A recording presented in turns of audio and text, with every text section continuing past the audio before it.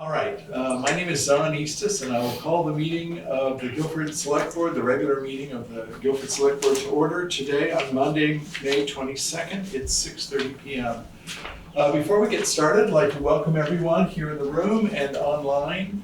It's great to see folks. I will ask anyone who's online to please use the three dots up in the, on your box somewhere to make sure that we see your first and last name. I see Steve and I see Deborah's iPad, but we need to, for record keeping, that's why we do this, just so we can have our records in good order. So we need to see the first name and the last name, and we'll keep monitoring that. If it doesn't change in a minute, then we'll put people who aren't willing to put their first and last names up, we'll put those in the waiting room then, okay? Good. So let's start right off at the meeting here with the rules of procedure. So I'll ask Rusty to read those. Thank you, Rusty. Okay, the Select Board has recently adopted a new set of rules of procedures. They are no longer the Select Board rules of procedure. They are all of Guilford public body meetings and have now been shared with all committees and all commissions. They are here in the chat line and published on the town website. These rules request that everyone present at the meeting conduct themselves in a civil manner.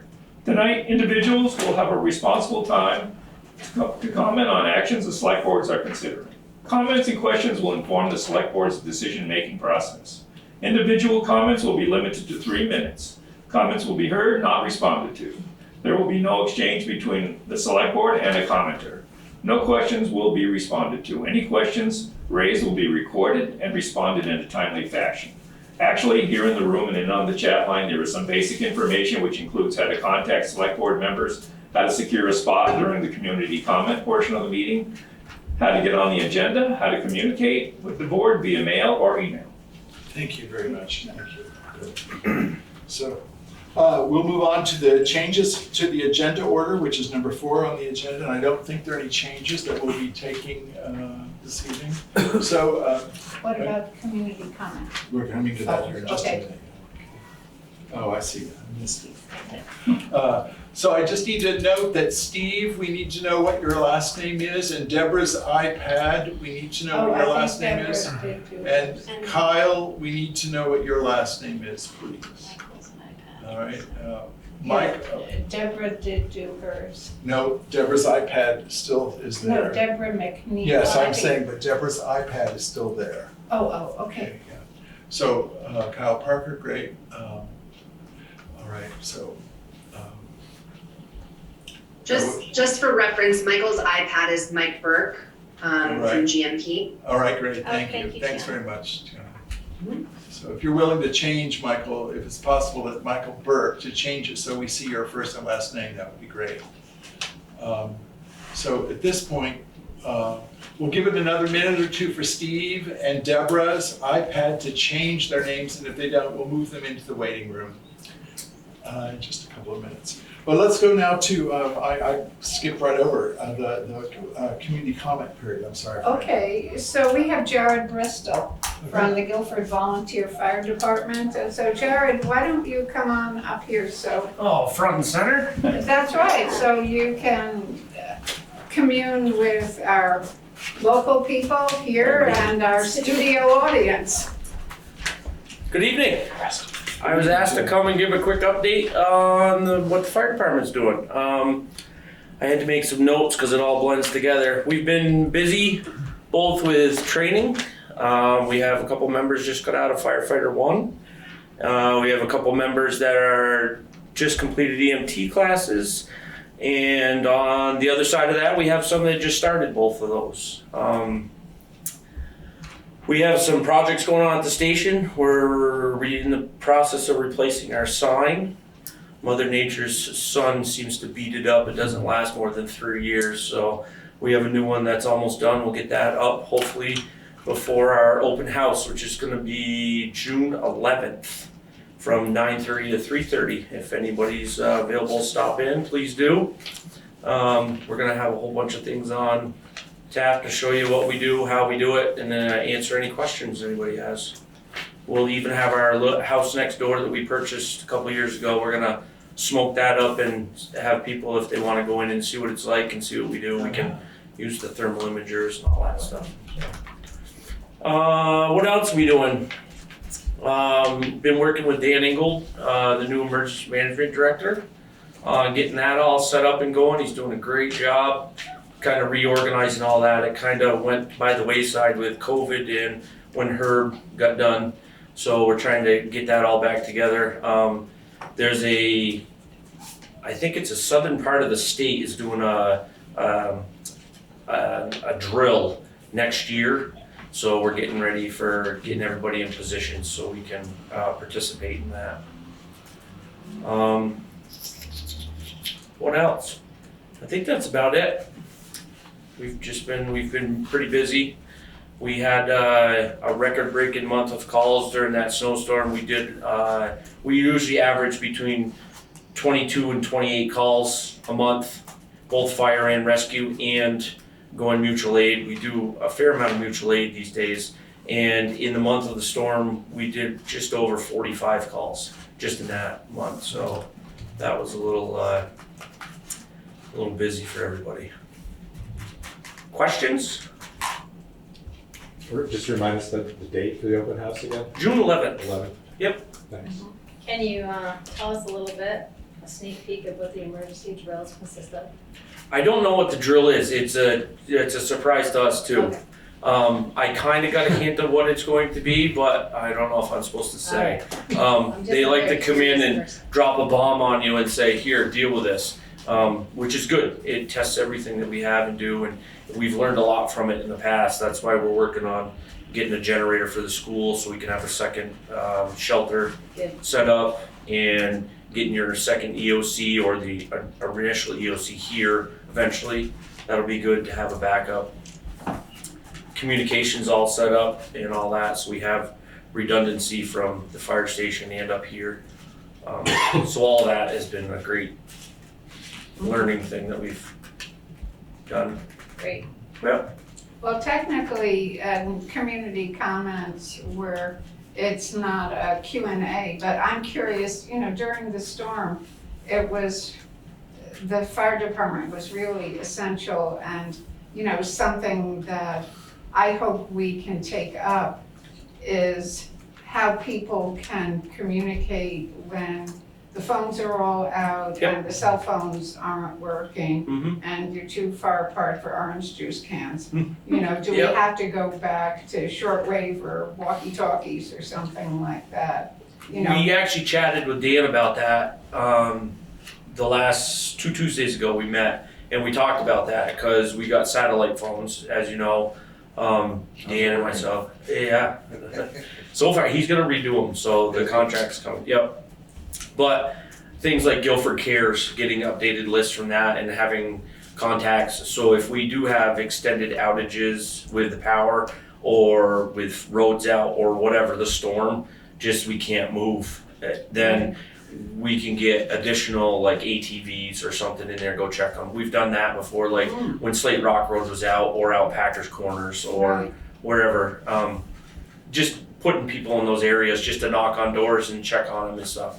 Yeah. I actually did have a call for the power company the other night. I talked to a lady who, she was out for 4 days with no heat, no power, no telephone, and I brought the Guilford Cares up. She goes, that's a good idea. So doing something like that in the Gazette is what Dan and I were talking about, Right. or just putting something out there so people who don't have that info can sign up and get on that list. Right. So, Well, it's good to get that information out. sure. during- Well, we're gonna do something like that at the open house too. So there's gonna be a table out with all that information on it. So if anybody's wants to sign up for those things. Yep. Jared, how many volunteers do you have and are you looking for more? Oh, we're always looking for more. I think our roster's right at 29 maybe right now. We lost some during COVID because they had to move or jobs or stuff like that. So we were up to like 32. But it's these classes they're going through. Firefighter 1 is a minimum of 185 hours just to get certified, and it's a huge time commitment. It's same with the EMT class. And that's The VEMSA is the new, Rescue's new learning, or their new, classroom they do up in, Townsend. They have a whole new school up there, and they've been doing great with, putting people through EMT classes in for no cost, because we gotten some grants. A EMT class right now, I think, is upwards of $1,500 per person, so. Yep. Well, Okay. it's great to know that you're here. We try. Thank you. Thanks very much for Thank you. stopping by. Thank you Thanks. very kindly.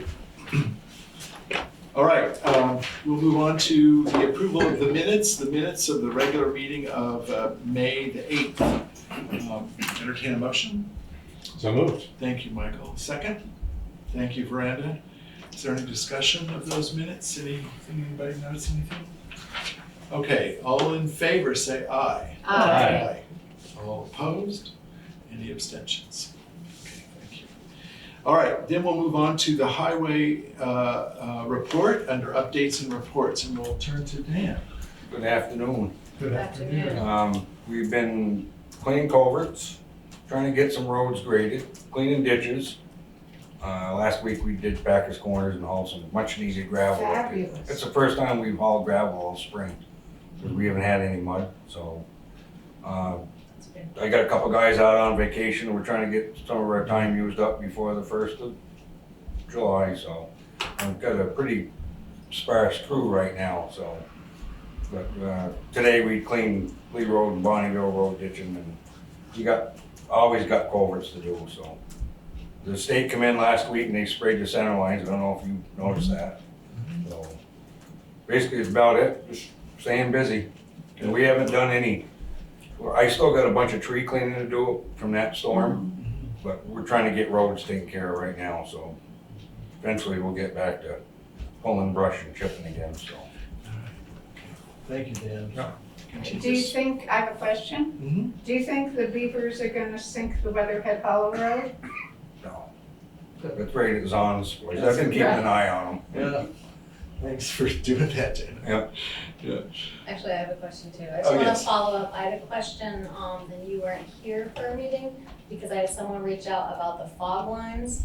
I'm wondering We- if they can be We're done. good, as soon as I get somebody come in and sweep the edge lines, because I have to Okay. sweep it first. I usually Yeah. get Town of Brattleboro come out, we Okay. work together.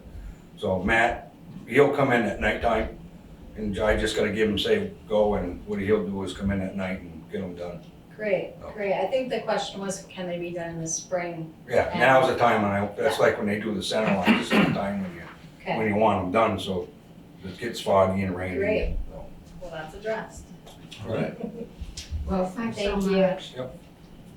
All right, folks, we will now turn to the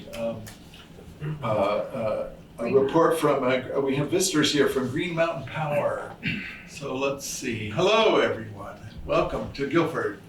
Hello, thank you for having us. Sure.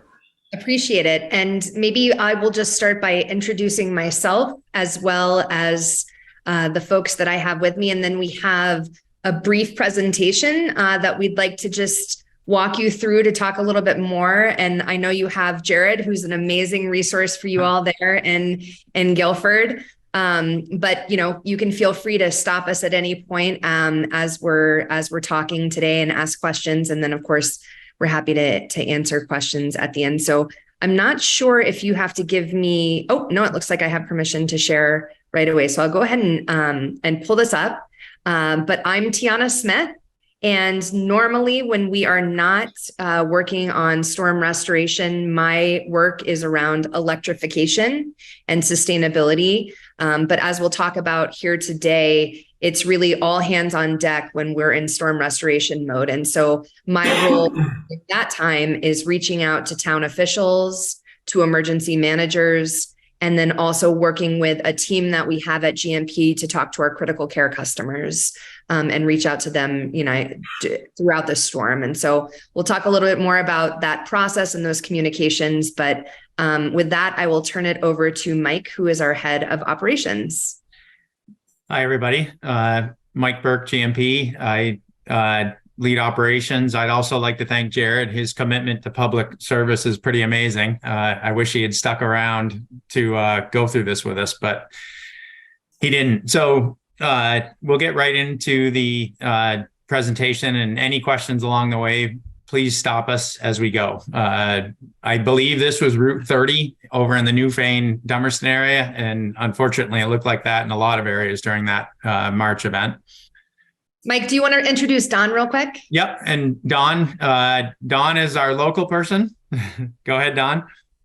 Yeah, I'm Don Mills. I'm the operations supervisor for Brattleboro District. I oversee the day-to-day operations as well as dispatching the resources for storm restoration during a storm event. Great. And we'll talk a lot about how all that works. That's the point of this, is just so you know what we're doing before an event, during an event, and how we look at things after an event too.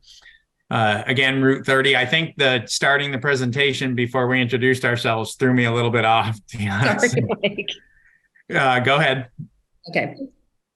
So who are we? GMP, we serve 272,000 customers throughout the state, 15 districts. Right around you, we have Wilmington, Brattleboro, and Westminster, all probably within 20 miles of Guilford. And those are the three areas that we pull from every day to do day-to-day work. And then obviously we go even further than that in storm events. Our energy mix is heading toward 100% renewable by 2030, and we're already carbon free. I don't know if you'd hit anything more there that I might have missed, Tiana. I think that's great. Okay. So what are we seeing with storms? This past year, on a normal year, we see probably 2 heavy wet snow events, and the rest of the year, they're normally dry snow, which, we could get 2 or 3 feet of dry snow and it doesn't cause one outage other than maybe somebody bumping into a pole. The trend this year completely flipped. We had about 10 snow events this year, and 9 out of 10 of them were heavy wet snow. The one dry snow event we had was actually in November, which is usually when we tend to get a warmer snow due to the shoulder month of the year. So normally about 80% dry snow. This year it was 90% wet snow. Literally the snow fell at about 33 degrees in all of those 9 events. I think you probably saw the forecast the night before the storm. They were saying 12 to 18 in the areas down there. And each 6 hours they updated the warnings, and we ended up with over 40 inches, some 46 inches in some of the Jamaica area. We went 4 years without what the criteria to hit a major storm, which is so many customers affected and severe damage to the system. We hadn't had one since Halloween of 2019. Since December 16th, we had 4. So we went quite a while with good weather, and we had smaller events, wind events, things like that. But suddenly in 3-month period, we had 4 major storms, which is pretty unprecedented. 3 out of the 4 storms were in the top 10 in our history, as you can see here. So what are we doing? We're doing quite a bit. We have a program that we're putting in around the state where we're actually, it's called our climate plan, where we're changing the grid to a storm hardened grid, which can much better withstand higher winds, heavy wet snow, things like that. We're doing that on the grid level, as well as expanding our energy storage program. Some of you here may actually have power walls in your home. And we're also doing grid storage for microgrids. We have one going in Brattleboro that will feed the Three Rivers area. And a lot of customers are actually signed up for that storage in the individual home. We have a 3-year waiting list, and we just recently asked the Public Utility Commission to allow us to get rid of the cap that only allows 500 customers per year to get into that program. And we're hoping to get a positive outcome on that, to have an unlimited number of people that want storage, and then quickly try to get that out to whoever it is that would like the storage. Again, the type of construction I'm talking about, we'll show later, but trees can lay on it. If it's underground, obviously trees can hit it all at once. It won't knock the power out. And then on top of that, we want people to be resilient in the homes too, which is where the battery storage comes in. We'll talk a little bit more about how we partner with communities in a minute, but this is the storm hardening I was talking about. So the upper right-hand corner is what we call cable and conduit, where the underground, especially in rural areas, used to be, markedly more expensive than rebuilding overhead. This new style of underground has allowed us to bring that cost of rebuilding with storm hardening overhead comparable to what it costs to do the same thing with underground. So our goal is all rural residential areas to go underground everywhere we can. Obviously, Vermont is a little geologically challenged with ledge and streams and things like that. And there may be areas where we just can't do that. And we'll have to go overhead with storm hardened construction. The single cable that you see that's not in conduit is what we call tree wire. That's where we go rural single phase area. And then the larger conductor we need that ties between substations is what you see on the bottom right-hand corner that looks like a diamond configuration. That has over a 1/2-inch steel cable on top of it that trees can lay on it. Really, we've had cars hit poles and break poles and it still stays on because it's made to withstand just about anything you can throw at it. The other device you're seeing in the middle of the screen is actually a protective device that we're now able to run fiber between things like that. And if one section of town goes out and we have another feed from another section of town, these devices can swap the feed over within 5 seconds and bring the power back on to a large section of town while we go fix the other problem. The bottom left-hand corner is just what the US has seen since 1980 with the increasing storm events. This is the grid scale. For those that haven't seen power walls, the top right-hand corner is the grid scale batteries, a megawatt type system. A megawatt can feed about 200 homes. And then the bottom right-hand corner is 2 Tesla power walls that goes in with our power wall. 10 kW can carry a house for quite a while if you want individual resiliency in your home. Yep. So Guilford, we have some projects in the works. We've just finished other projects, and then we have even more projects that we're starting design on that'll really help the Guilford area. And all of these projects would be with storm hardened conductor, underground, and all the types of things we want to do with today's grid to help the light stay on in these severe events. Don, you can probably speak to the areas these cover a little better than I. Yeah, so you've probably already seen work going on Weatherhead Hollow Road. There's been crews out there setting poles. They're getting ready to run wire to kind of move those lines from the right-of-way out to roadside. So in the event that they need to be repaired, we can react faster. V65 Packers Corner, we're doing some design work there as well. Probably that's an area that we're going to use the cable and conduit. Those areas are all off-road and in the right-of-way. Some of the areas in Guilford are also fed out of the Wilmington district. So some of that work that's in progress is on the V60 lines, and they run towards that like western end of Guilford and come across from Halifax. And then lastly, we've kind of been working on a reconductor or using the existing right-of-way that the phone has and running that the Hendricks wire, the storm-hardened wire up Route 5 and kind of taking the Tyler Hill feed out of the equation when it comes to that. I guess it would be the eastern side of Guilford there. Great.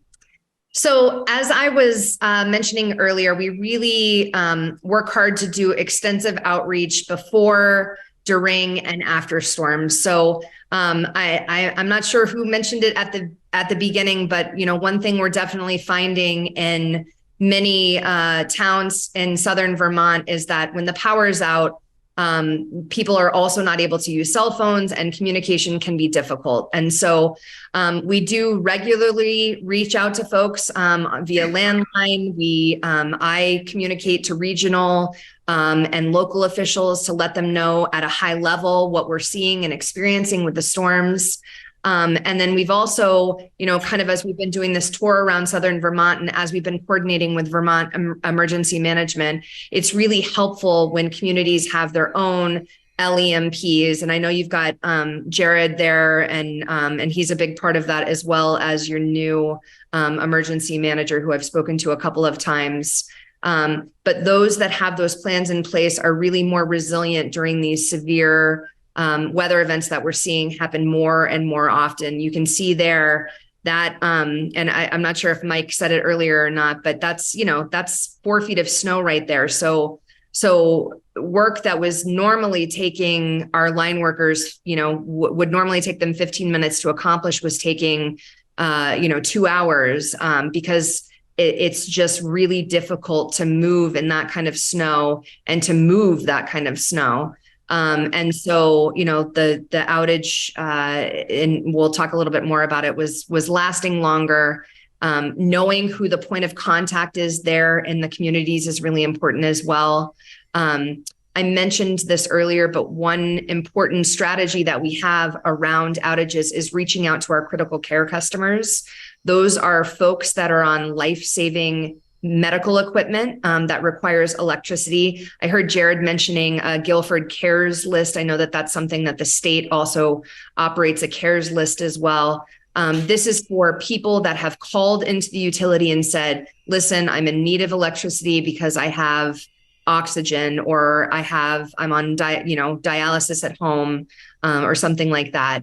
It does not prioritize when people get their power back on. That's a really important thing for everyone to know. And we'll talk a little bit more about why that just power restoration doesn't work in that way. But what it does allow us to do is reach out to these folks to let them know what to expect. And we have a team of people that make these calls and say, you need to have a plan in place. Here's where you can seek shelter. This is what we can expect in terms of how long this outage is going to last. And in many cases, we're also coordinating some resources for them. So there were many places in southern Vermont with the March storm where I would have to ask for a local, town official or emergency manager to do a well check on a particular customer. And so that's all kind of going on behind the scenes for our communication as well.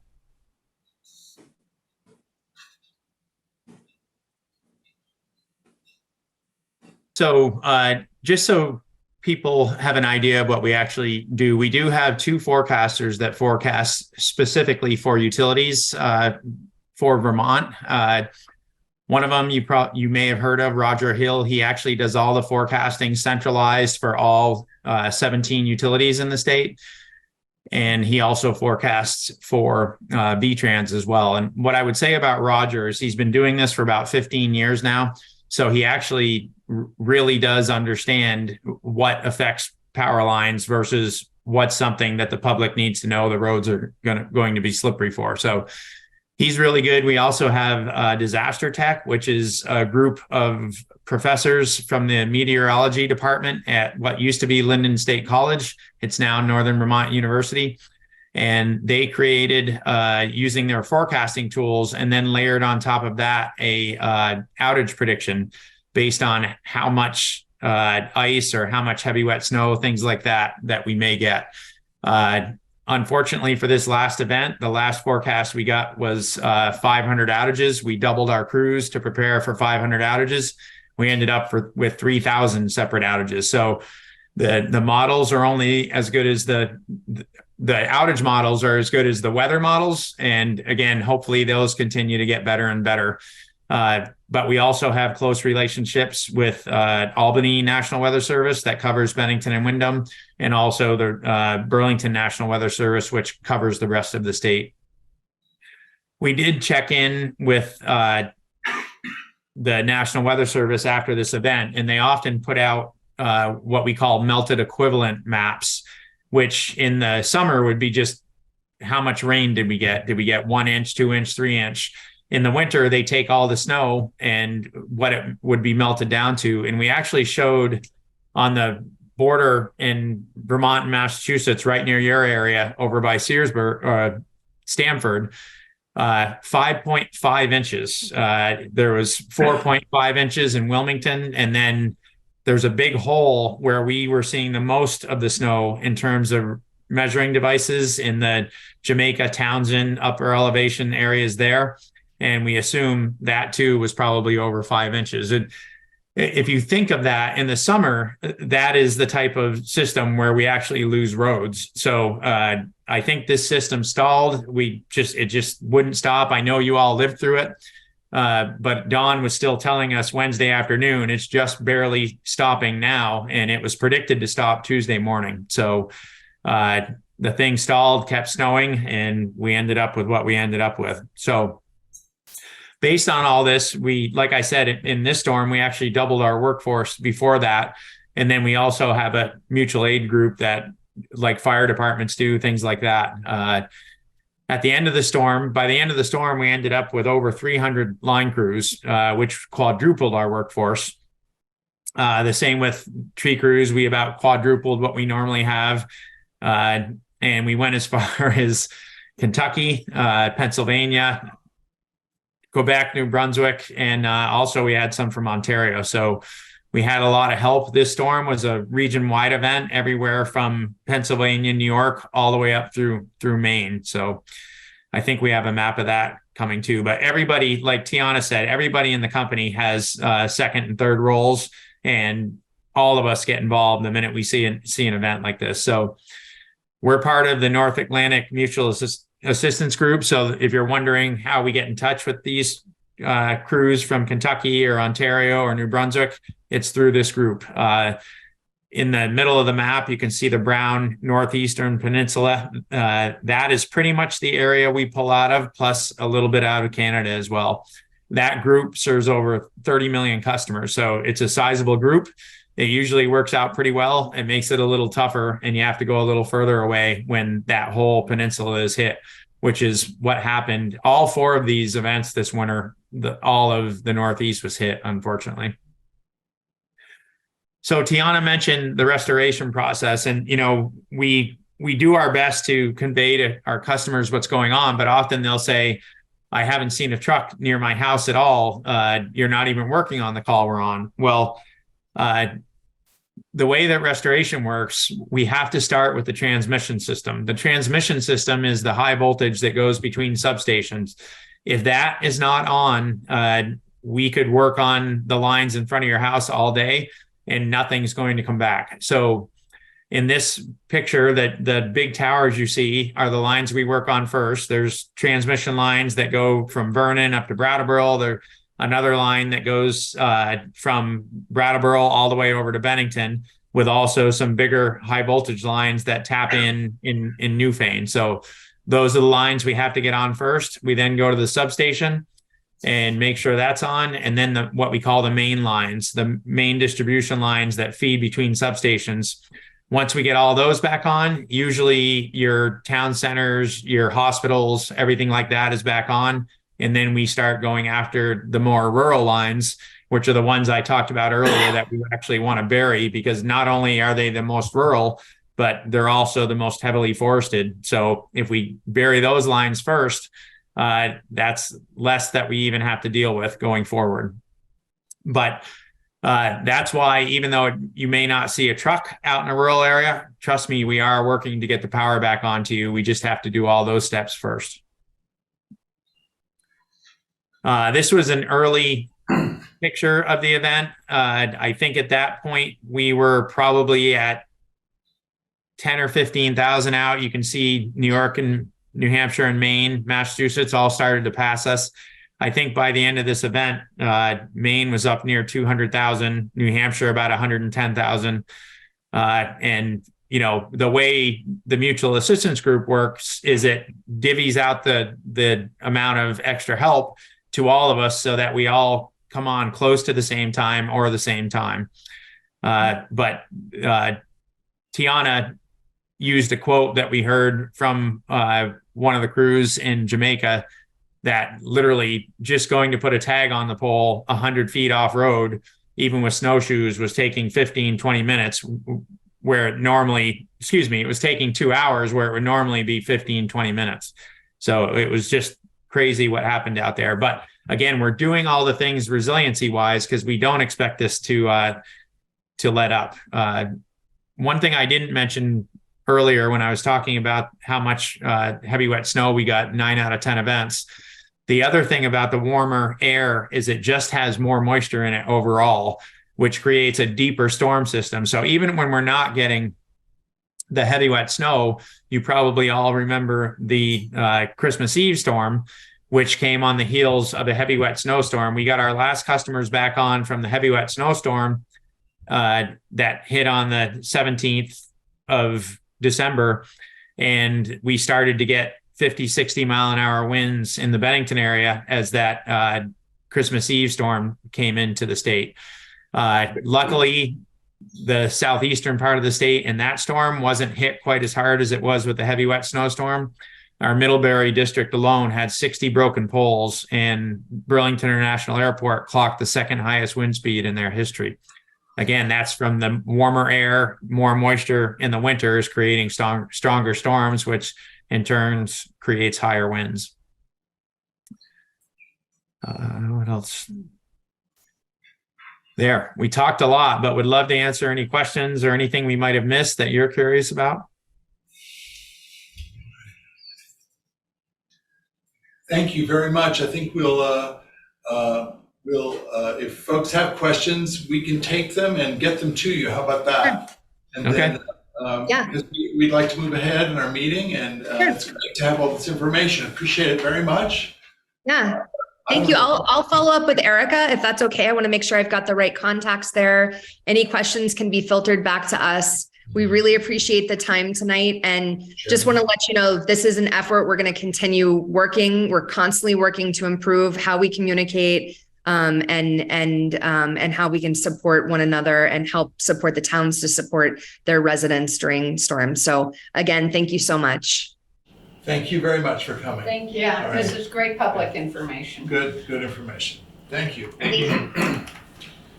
Okay, folks, thanks very much. That's a lot, yeah.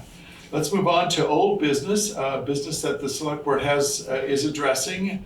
The first item is select board annual goals. We need to move those forward. We had our workshop a couple of weeks ago, and we need to get to the point where we can, the select board can actually adopt a set of goals. So I'd like to move that we appoint a subcommittee of 2 select board members, and we can figure out which 2 those will be here in a moment. So let's just get that on the, we can amend it here in a second about who we're appointing, but that's how we'll start the discussion. So I move that we appoint a subcommittee to draft the goals for approval. All right, I will second that. All right, so can we have a couple of volunteers who would be willing to look at our goals and frame things up for next year? So we basically did it together, right? And it's yes, it's just getting it in a frame that, okay. So that we can bring it back and have it done. Yeah. I'll volunteer to do that. Great. All right. Okay, well, I guess I can do it with Tara, and then we can. Because it's pretty much, we all agreed on everything. Yeah. So Erica, would you just resend us the revised? So Thank you. I'd like to amend the motion then, that we will appoint Verenda and Tara to take care of that for us and bring it back at the next meeting or the subsequent meeting. Okay. Thank you. Do we have to vote on that? Yeah, any further discussion? Oh. Okay. All in favor? Aye. Any opposed? Any abstentions? Okay, thank you. Then we have the next item on the agenda is the newspaper of record. The select board did vote at its last meeting to name the Brattleboro Commons as the newspaper of record with the option of being able to use the Brattleboro Reformer if schedules rather demand that. But there was meant to be a discussion this evening about a few items, so I'll turn this part over to Erica. Yeah, so the question was about the budget considerations for doing potentially both simultaneously. And just my input there is that the Commons is, $15 per column inch. So let's say like the last RFP we advertised, we did about 1 column by 2 inches. That would be $30 in the Commons. And the Reformer is $27 per column inch plus a $10 fee for their online placement. So that same ad would be $64. So if we combine them, or if we just did the Commons. And I got some documentation from Ellie about the history of what we've spent on help wanted ads and legal notices and such like that. And it's because we're using our website a lot, I think it's not a great amount, no matter what way we slice it, so. Are we inside the budget? As far as you can, yeah? Yes. All right. Is this discussion open to the public or just select board? So, sorry? Is the discussion open to the public? Not at this moment. You can pose a question. Okay. There you go, if you like. I would like us, if we can afford to, I would like to post the notices in both papers because I don't know how much crossover there is. I think a lot of people read the Reformer who don't read the Commons and vice versa. And so I think it might be money well spent for us to post our notices in both papers. Would you like to make that as a motion? Yes. Yes, I would like to move that we post our notices in both the Reformer and the Commons to reach as wide as possible a citizenry. I'll second that. All right, Sharon. I have a question. Is it your understanding, Erica, that were we to do that we would still be inside the budget that is allotted for these expenditures? It is so far. Hold on, let me check the OOC. But didn't we have towns that did Commons as a paper of record with the backup and they had success with that? Yeah, I mean, I think Barry was able to speak to the fact that there were towns that switched. Some towns use both and some towns, yeah, so. Is there any other discussion? Well, I already said the reason I had, so there's no need to say it again. Anything else? Is there anything anybody in the community would like to offer at this point? I can. Yes. Information in regards of Commons and the Reformer. On a daily basis, we reach roughly 10,000 people. That is in print and online. And we roughly have 250,000 online visitors, predominantly from the Brattleboro area. What was that number again? 250,000 clicks, but mostly local. So that, you mean 250,000 unique visits? Unique visits, Yes. Okay.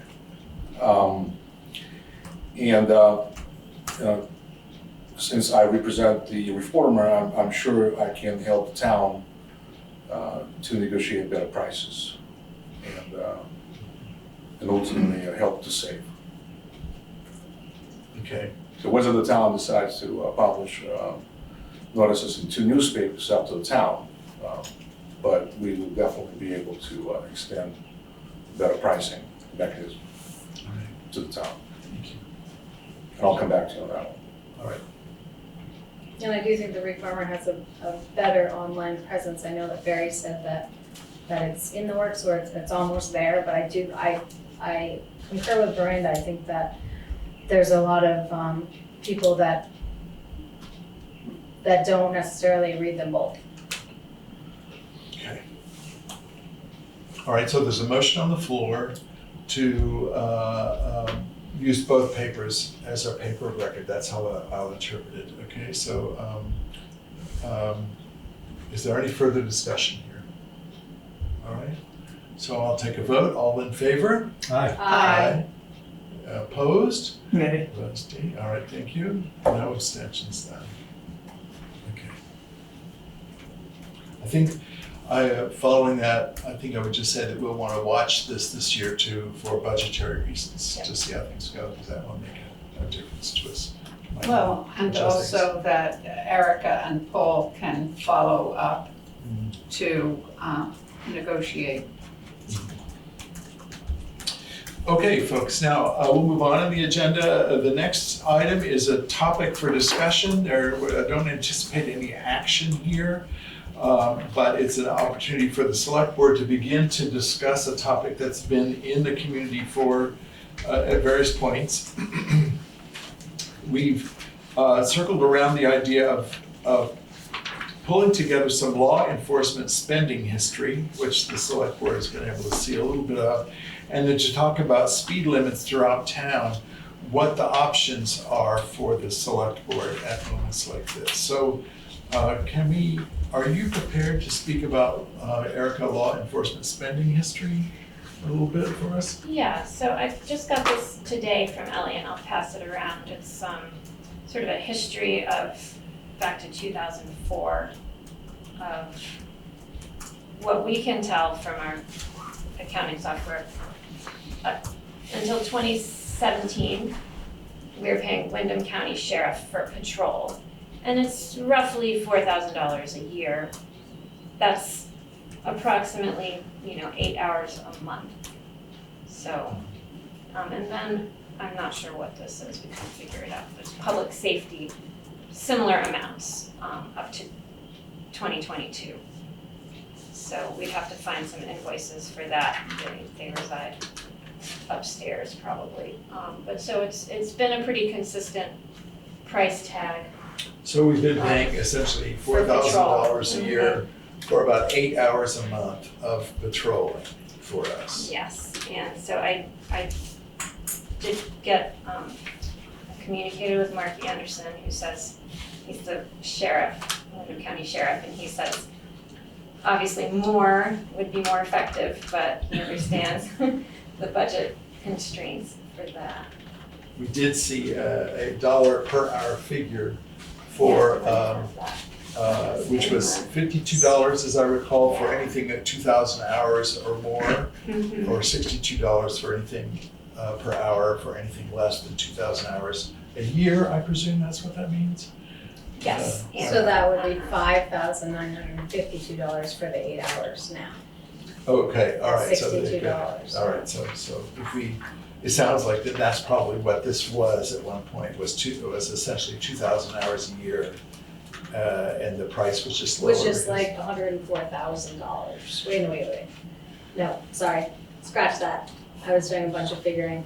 Well, no, it's like a salary for 2,000 times 52.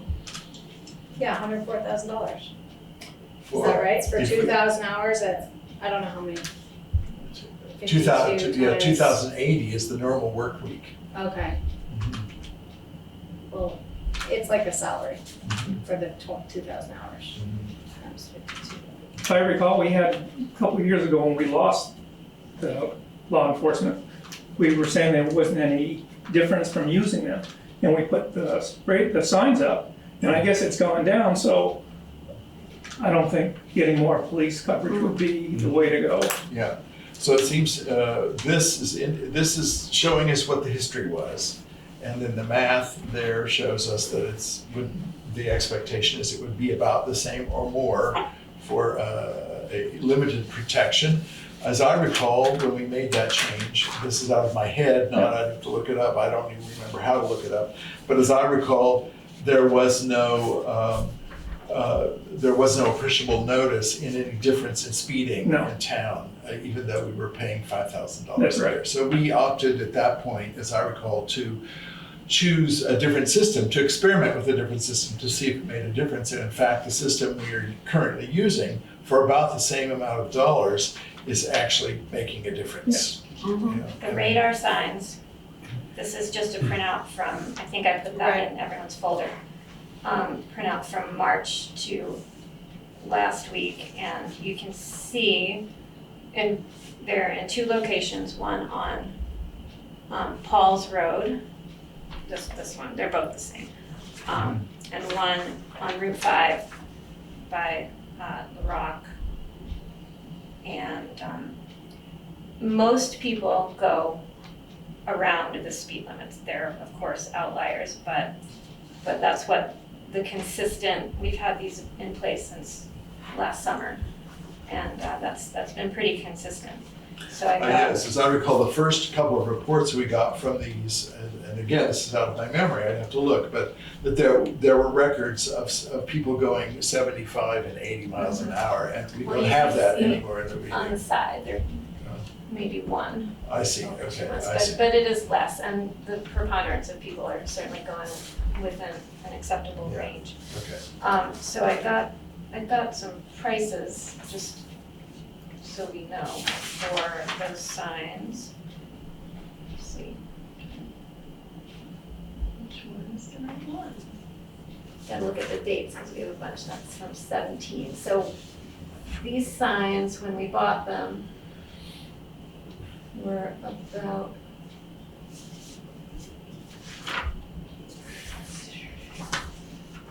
I think they were right around 3,200. 3,200, that's what I was just gonna say. 3,200. I think they were right around 3,200 3,200. Yep. $3,250. Yeah, you do better. This is the traffic logic signs? Yep, Okay.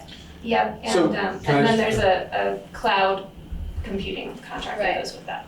So we have not ordered up the next round of these signs, is that No, true? but we have That's budgeted right. for We've them. budgeted We have for it. budgeted Yeah, for well, it. I think it's time to invest in the next So, yeah, Do we Weatherhead Hollow. set. would So be do we only have one sign? We have two. Okay, okay. They come in pairs always. Okay, because this is for three, this Three quote. sets. Yeah, that quote is for three. Yeah, they don't necessarily come in pairs. So, Okay. Oh, okay. on So this Weatherhead would- Hollow, we would like two because people are speeding going both ways. There's, an issue on Heinsberg, I think, where people are only going too fast in one direction. I have another question. Yeah. So the company that we contracted with for the data analysis, are they providing us any like meaningful information, or should we consider diverting those funds or ending that contract and investing in the signs themselves?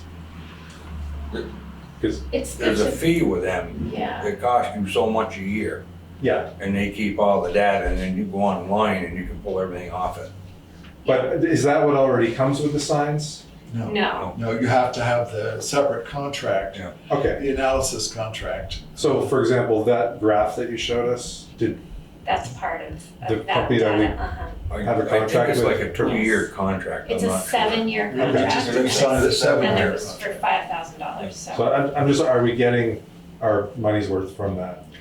I think to know if the signs are working, it seems like we would need to be able to monitor them. We should probably make a determination of what we would consider a success, Right. whether it's, rather than just guessing at whether or not we think it's a good idea. So it's Tara. not mandatory, but it looks good for V-Trans if we want additional help from them, right, to have data.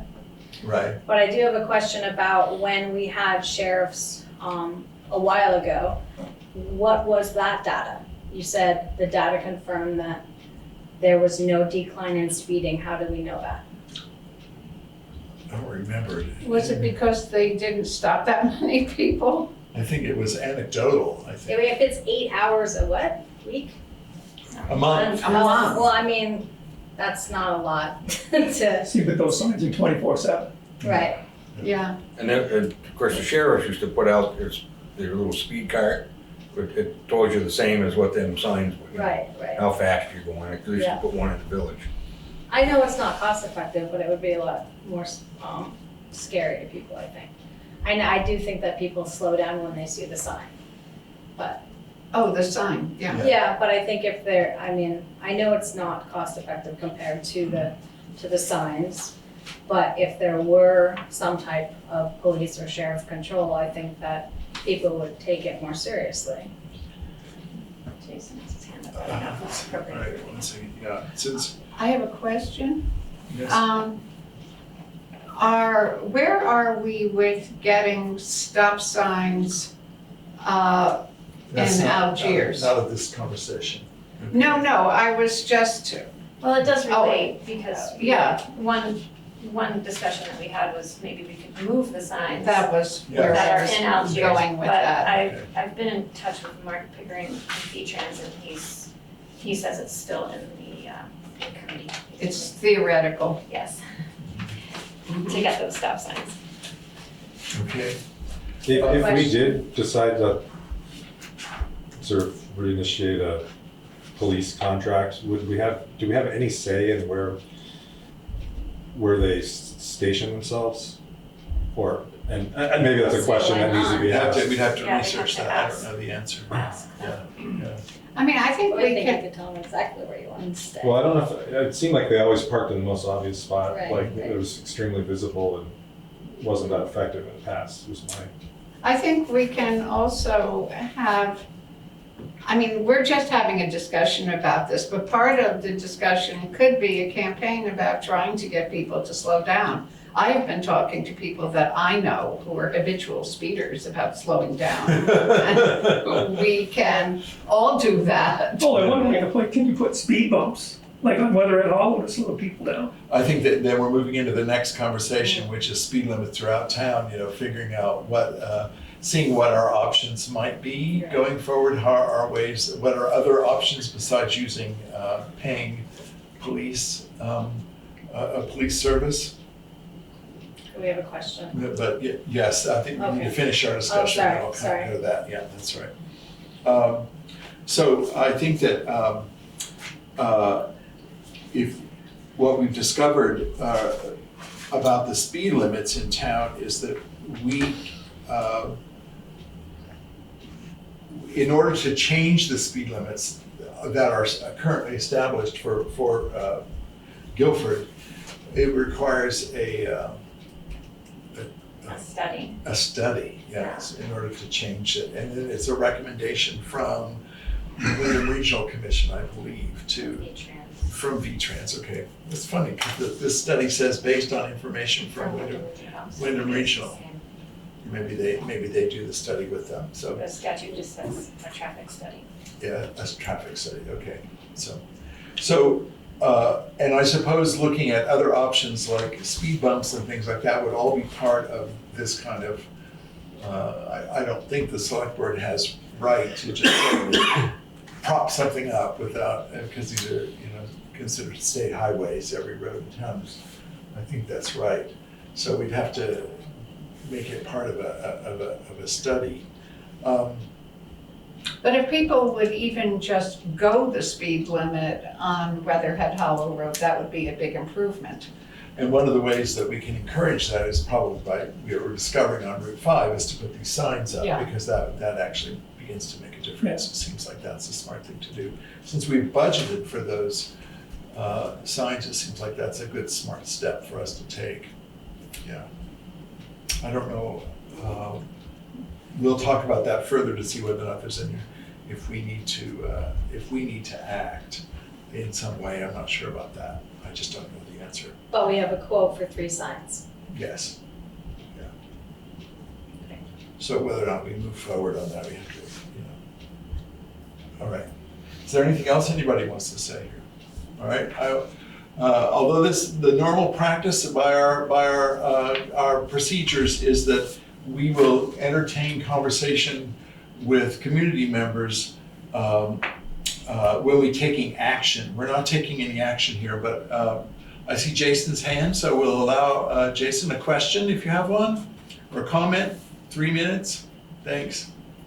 Oh, I do. It won't take 3 minutes. Thank you, Mr. Chairman. I think there's something being missed in this, is that this isn't just about speeding. And these signs can be seen by some people as billboards notifying that there are no sheriffs in our town. So when you want to slow people down, you have to make it so they don't know if someone's around the corner looking for them, because this isn't about law-abiding people. This is about people that want to break the law. And if they see these signs, it is essentially a billboard for them to say, look, there's no police presence in this town. So I think this and those signs, there's some serious outliers to that. I mean, everyone has to slow down going past La Rocks coming towards Guilford Center. It's a sharp corner. So that sign, you'd have to speed up purposely to see that sign go down. And the one in front of, Paul's Road, it's the same thing. You're coming down this hill and you're recognizing, oh, wow, I'm going fast. So that, to law-abiding citizens, is a perfect example of how good use that is. But to people who don't abide by the law, you're just showing them that they don't have to, and we don't have any recourse for them to do that. So I think $4,000 a year to get 8 hours a month from the sheriff randomly to poke their heads around Guilford, just even for security purposes, is going to slow people down. And then we know that, hey, look, maybe you're getting robbed and there actually might be a sheriff close, because right now there's nothing in Guilford, zero. State troopers won't even come through Guilford. So we've got a problem here. And I think it needs to be more about signs than I think there needs to be some police presence in this town to keep law and order. So that's my opinion. I think those signs are real outliers. I think you almost put them in specific spots where you had to get the results that you wanted. That's just my opinion. Thank you. All right, we'll move ahead to the next topic. The select board needs to consider, we were advised that there will be a part-time summer hire for the highway crew this summer. And we need to, as a select board, we need to just ratify that expenditure. So. I so move. All right, thanks, Fran. Is there a second? I'll second. Thanks, Rusty. Any discussion here? Sounds great. Sounds good to me. All right. Jason, is your hand up for this, or is it? Yes, sir, Mr. Chairman. I don't know if that's at a budget line item that we had an extra employee on there, or that's covered by some other line item on our budget, but thanks. Get a temporary summer hire. I'm not really sure if thank you. We'll take approved by the voters from Guilford. We'll take the question and we won't respond to it now. We'll get back to you. Thank you. Because you don't. Oh, no. Yeah, never mind is the right answer. Okay, good. Let's see. Any other comments? Did Dan want to say anything? Huh? Danny, did you? What's that? The part-time help is in our wages for. Okay, all right. Okay, thank you. I'll take the vote. I'm so used to saying roll call. I'll take the vote. All in favor, say aye. Aye. Aye. No any opposed, any abstain? All right, thanks very much. All right, and now we'll move on to the next item on the agenda. Again, this is a discussion item. I'm not anticipating any action here. We just want to explain to the community so that people understand, at least from the select board's point of view, about the standing of a second appeal to the Superior Court by Jason Herron. I'd like to just take a couple of minutes to explain where we stand, and then we can talk about it further here at the select board. I'd like to state that on March 1st, we received May, thank you. On May 1st, thank you. May 1st, we received notice that there was filed in the Superior Court, which is Windham County Superior Court, filed a suit, an appeal to decisions that the select board has made prior. This was filed by Jason Herron. We immediately sent that to our town's attorney. I will step back just a minute to give the larger picture to say that Guilford in November of 2021 determined that we would, because our prior town's attorney was retiring, Guilford, the select board made the decision to hire Monahan Safar, and at that time Duchamp, no longer, now it's Monahan Safar. November of 21, we have an engagement with them to serve and represent the town of Guilford. And we've worked with them throughout since that time on a number of different issues. And their job is to represent the town of Guilford. They don't represent me, they don't represent the select board, they represent the town. So to the extent that the town's interests are present, then they speak to those issues on behalf of the select board. As I said, we received notice of a filing on May 1st. We immediately sent that to the town's attorney, just to let the attorney know that that's something that had appeared. And from that moment, we have been under the advisement of the attorney. There have been no decisions made by the select board. There have been no conferences by the select board, private or otherwise, or public. The attorneys are advising us how to follow this situation as we go. To date, today, and to our understanding, the filing has not been what's called properly served. That's a term of art, and it means that there's a number of steps in order for the court to address the filing. It has to be properly served, and that has not happened yet. And so in the process of it not being properly served, our attorneys are asking the court for clarification. That's of their own, they are choosing to do that in order to clarify the suit, in order to represent the town of Guilford. They need a better understanding of what the filing is all about. So as soon as that's clarified through a properly served suit or filing, then we will know better how to move ahead. I will say that there have been a number of questions that have come to me personally, and a number of questions that I'm aware of coming into the community about this suit and what its stance is and the select board's response to it. And I will say once again, there has been no select board response. We are working under the advisement of Monahan and Safar. And because we are potentially in litigation, we have been advised that no one named in this suit, which includes more than just select board members, no one named in this suit, in this potential suit, yes, thank you, in this potential suit, we should refer all questions and issues directly to Monahan and Safar, and that's what we're doing at this point. So we're not engaging with the suit because it's not really anything yet, according to the court. We're waiting for, we expect it to be properly served, and we expect there to be, then actions and steps would follow after that. But at this point, it's all kind of in the air at this moment. So I don't know if any select board member has anything that they'd like to offer here about this at this point. All right.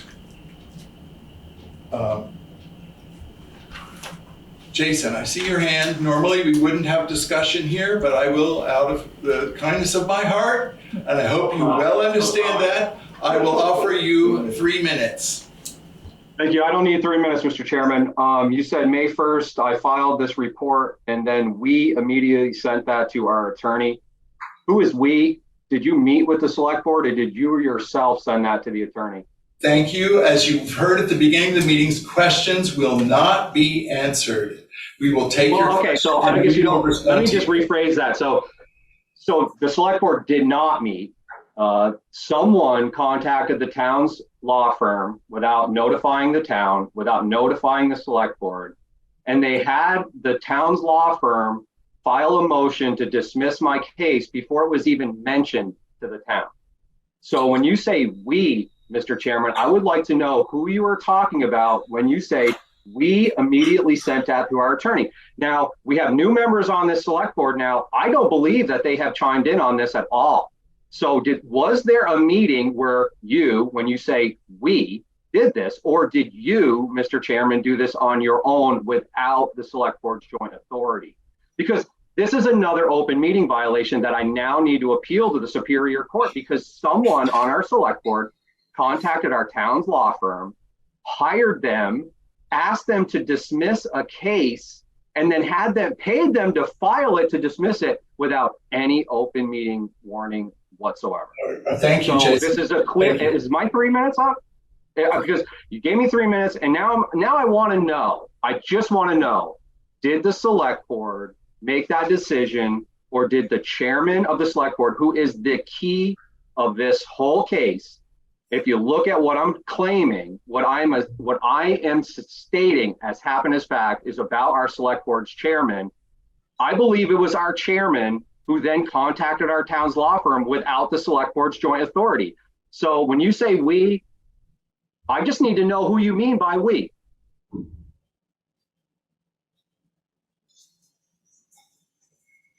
Thank you, Jason. Are my 3 minutes up, Mr. Chairman? I don't know. 46 seconds. I'm going to sit here. I'm going to ask that question again. When you say we, what do you mean by we? Was the rest of the select board involved in that conversation when you say we? And I'd like to sit here for the rest of those 30 seconds and ask that question.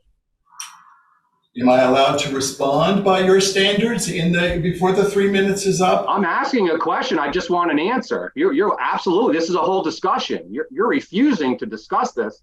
I asked a direct question. I'd love a direct answer. You know the rules of the select board. There is no open discussion. I'm sorry about that, but that's the way we have to manage That's this. a lie. That's a lie. It's a lie. There's a whole idea of an open meeting is an open discussion. That's a ridiculous statement. Thank you. Your time is up. Thank you, Jason. I will reiterate one more time that when there were a number of people who received this filing notice for the court, that it was sent. I will say it that way. It was sent immediately to our town's attorney, and it was not sent by me. I did not send it. I did not act in this case. Who sent it? Who sent it? It's a simple question. If you didn't send it, who sent it? Was it another select board member who did it on their own? If you're acknowledging that you didn't do it, but did someone do it? You said Thank you, Jason. We have used 5 minutes up in this discussion, which we said we would do. Jason, you don't quite understand, I don't think, that the point of these meetings is not to have a discussion. That's not what these meetings are for. Select board meetings are not to have discussions with community members unless it's about specifically doing some business. We are having a discussion here. It's not your right to tell us how to run the meeting. Thank you very kindly. We are managing this meeting. All right, so now we will move on to new business. This is business on the agenda that has not been addressed by the select board in the current form that we're looking at it. So this is we're going to be looking for about 15 minutes at a rather large issue, and I'm glad the folks are here in the room tonight to talk about this. This is about Potash Drive, its current standing. Potash Road or Potash Drive. Okay. I'm going to take a couple of minutes and explain this situation too for everyone here in the room and everyone in the community, so we're all on the same page. All right. And I'm not able to cover every aspect of this because it's complicated. This situation has become complicated for us all, and we need to move carefully and with openness I would suggest. If we had, no,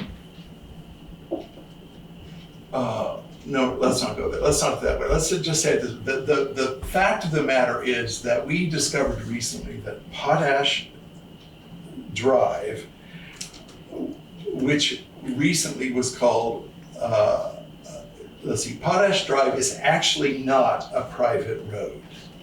And the determination of that in 2018, unfortunately, was not a completed process to discontinue the road from its being a public road to a private road. There's a statute-driven process that unfortunately was not followed, was not completed in 2018.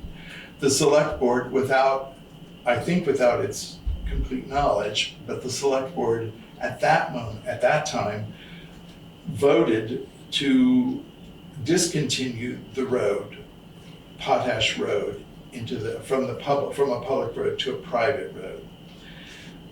And it has since functioned in that way. Since 2018, I think it has functioned as a private drive. That's why its name was changed from road to drive.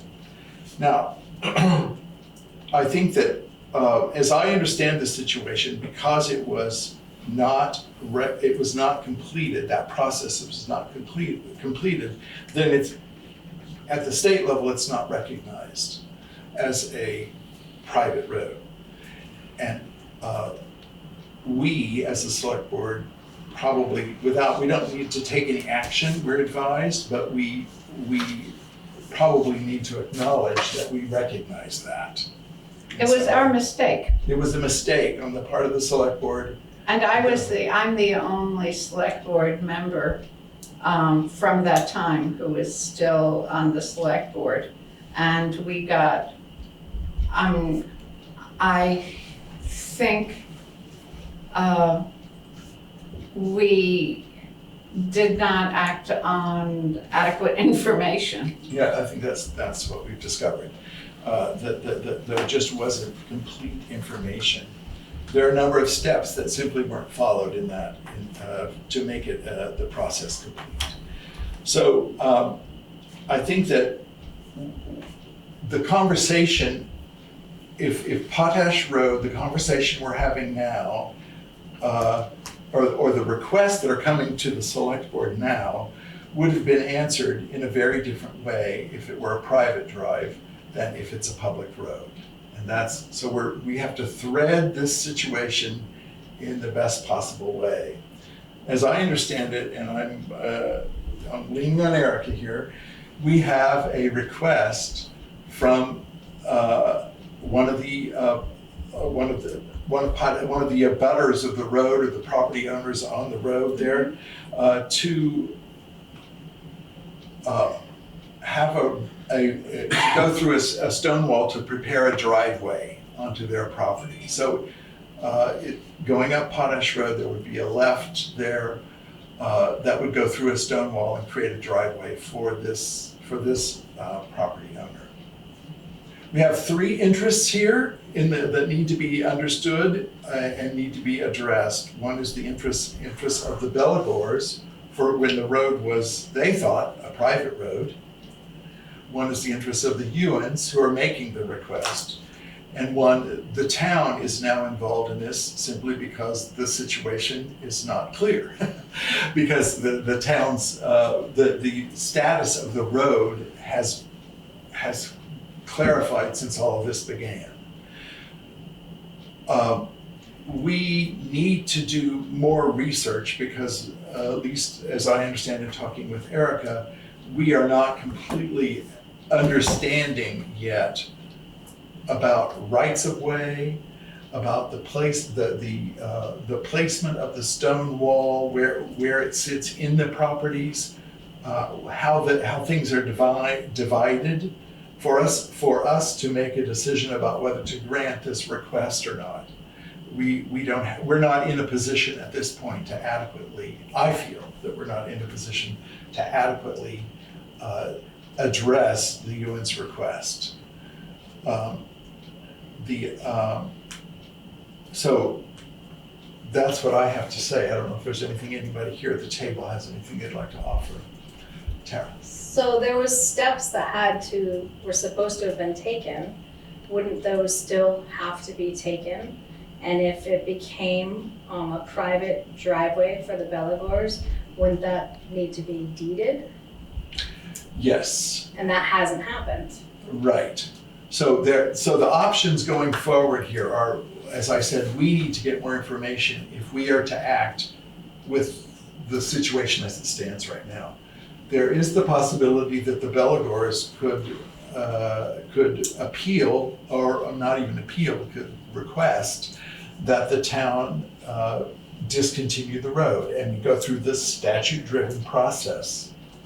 And then once the process is completed, then the select board could act and make a determination about what the best scenario is. And then as I understand it, I'm trying to be very careful here because I don't really understand everything yet, but as I understand it, if the request to discontinue the road were to go forward, then the request to create a driveway off that road would not come to the select board, but would be a conversation between the Belagors and the Ewens. And but that's not the case now because it's a town road. So that's why the select board is involved. Does that make sense? Yeah. Yeah. So there are a few possibilities that could happen going forward, and I'm not saying that any one of them will. That's something we have to let play out over time here. But it won't be up to the select board to finish the process without a request, finish the process of discontinuing the road. I believe, I may be right about this, I'm not sure, without a request from the Belagors. And then that kicks in the process that we would then be beholden by statute to finish. And have the Belagors been maintaining the road Yes. for Yes. Yeah, a couple years? that was the reason why we took the road project, to save the town the money. There's, yeah. And we can anticipate a number of we don't know what's going to happen, but we can anticipate some outcomes that could potentially happen depending on whichever way this whole situation goes forward. I have a question. What does your attorney say about this? Because right now, I don't believe that is even been deemed passed as what you're calling it today. So the attorney, I believe, should set you straight on how this is. Exactly right. And that's part of the research that we're having to do. We're looking through old policies and deeds and trying to understand so that the attorney has enough information to be able to understand how to move forward. What's the recommendation for moving forward? So I will agree with you that, as I understand it, Erica can help here, but as I understand it, we're not presuming that the road has been discontinued. Correct. I think that we need to state that clearly, because the process was not followed. Yes. As a result of the process not being followed, to me, it's still considered a town road. Correct. Because it is a class 3 paved road. We Correct. can't forget that. It's not just a country back road. It's a class 3 paved road. Correct. And I think when you stand here now and say you're all like admitting that it's not right, but then secondly, you're claiming that it hasn't existed. It didn't happen. It's a hearsay. I'm just trying to gather information because I didn't know. I appreciate that. It's important here because I think, you don't just give up a town road. And you have to have buy-in from, abutters. Exactly. And that didn't take place. And you should all listen to the meeting minutes of September 4th, how that all bantered, and it was 2 minutes, it was decided that it was no longer gonna be a public road, which I think is shame for the town for doing that. Because that nobody sat there with any knowledge or anything in front of them to make a clear statement. Thank you very kindly. I understand that. And I think we are acknowledging that the road is not a private driveway by Vermont statute. Right. We understand that. And I think we are acknowledging that. It's a town and Vermont statute. It's in your ordinance as well. Okay, thank you very kindly. Because we follow we attempt to work in concert with the state for sure in the return. So I don't think there's any question that I don't think there's any question among us here that this situation is anything other than what you're describing. But we still are not able to act at this point because there are a few other issues that we need to understand about the road itself, the placement of the wall, and where the property lines are. It's not entirely clear to us. I think we also need to explore the town ownership of that road. Yes. You know, it's not, now we're talking boundaries, but the town actually owns or has the right of way. And the right of way is the dividing line. And the right of way defines how much area on both sides of that road is town managed. And that's what we are researching. That's what we're And understanding. I think that's very important. Yes, that's what we want. Yeah, that's what we aim to understand for sure. Yes. So, is there anything else that anybody here at the table needs to understand this situation? Because we are going to get further information and further advisement from the town's attorney on this, and we will, if nothing happens, in the sense that there's no request from the Bellegors. Can I place this request right now? It has to be in writing. In writing, okay. Yeah, okay, so understand the intention, but it needs to be in writing. So I'll just go through this. If there is no change, if the Bellegors don't request, I'll just say that, then the select board will be making a determination about the use of this public road. If the Bellegors make a request, then we still may have the right to make a decision about a public road. It just may it may be a different. There are just a number of steps we'll have to go through to change it to. And if we oppose, I mean, it's 50-50. Yes. Yeah, I mean, no, again, that's part of the process, yeah, absolutely. Again, we need to really think hard about this. Yeah, no, I hear I mean, we hear came that. to this town to Knowing have that was a town road. was a town road. Yes. And a paved town road maintained and. Yeah, no, we know that. Yes, thank you And very much. hardships have to be Yeah. considered. Yes, I think we're trying to bear everything in mind. I'm not trying to recommend, or I don't think any of us, I hope, is recommending that we go in a particular direction. We're simply trying to gather the information so that we can be as clear and impartial as we possibly can be as we go forward. And we'll definitely, abutters to any town road have rights of expression and capacity, and that's what we want to extend to you for sure. Yes. I wonder whether, once information is gathered, whether this might be a situation that could be mediated. That would be thank you, Verena, that's a good suggestion. We'll see, we'll have to explore the possibility of that. When you say mediated, in what vein or what light are you speaking about? Well, we understand that there are some situations, and again, we'd have to research this, but there are some opportunities for being able to mediate an understanding between two parties. In this case, it would be three parties. And the state does offer some support, not the state, VLCT does offer some Who is support. VLCT? Vermont League of Cities and Towns. It's a service organization, nonprofit service organization that supports the function of municipalities all across Vermont. Say that again. What's the abbreviation? Vermont League of Cities and Towns, VLCT. You can look it up online, vlct.org, I think it is. Okay. And I'm not sure whether they would be able to offer the services. I'm not sure whether we would qualify. Has that been 15 minutes? Yes, Thank it you, has. Michael. I'm not sure whether we would qualify, and they also offer non-VLCT recommendations, which might be something we might want to consider. Not saying anything's going to happen. These are just all the things we're considering. So, yeah. So do we have a timeline on this? Because you've already delayed me by a couple of months trying to get my Yes, project I going. appreciate that, yeah.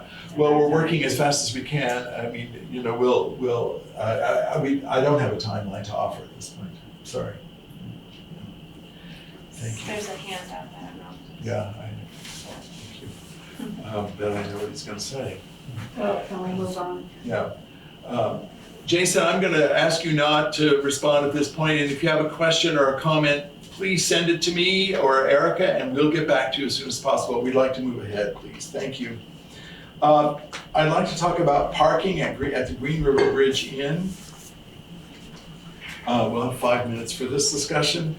I hope it could go quickly.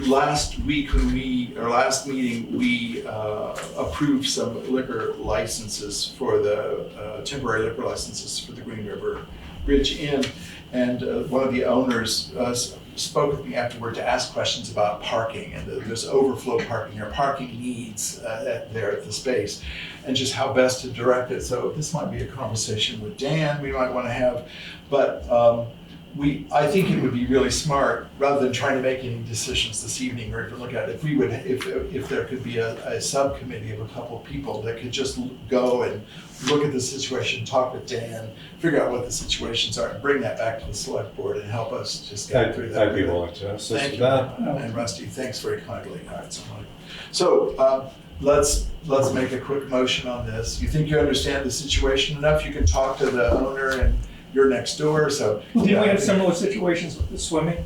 We did that a couple of years ago, same Yes. kind of thing. So I think it'll be very similar to that. We did it through subcommittee. So I will make a motion that we appoint Michael and Rusty as a subcommittee of the select board to investigate, explore parking options at the Green River Bridge Inn. So that's my motion. Is there a second? Sure. Thank you. All right. Any discussion? All right, all those in favor? Aye. Any opposed? Any abstaining? Thank you. All right. Now we move on to 2 RFPs to look at and consider. We have a RFP for Weatherhead Hollow Paving. Dan, do you want to slide up and just explain things to us a little bit, what we're looking at? Well, we did send out, had three different companies look at the paving down on the Hollow Road. Two of them bid, one did not bid. Okay. Were there any other bidders besides those? No, just the 3. All right. We had Basin Brothers, they're out of Westminster, they've paid for us in the past. They estimated at 3,060 ton at $102.30 a ton. And their gravel shoulder is included in that price. And their total price for everything was $313,038. Then the other company that bid on it was Allstate's Asphalt. They estimated at 3,180 ton at $99.10. The total paving was $315,138, and then their shoulder gravel was separate, which was another $16,875, which their total was $300,032.13.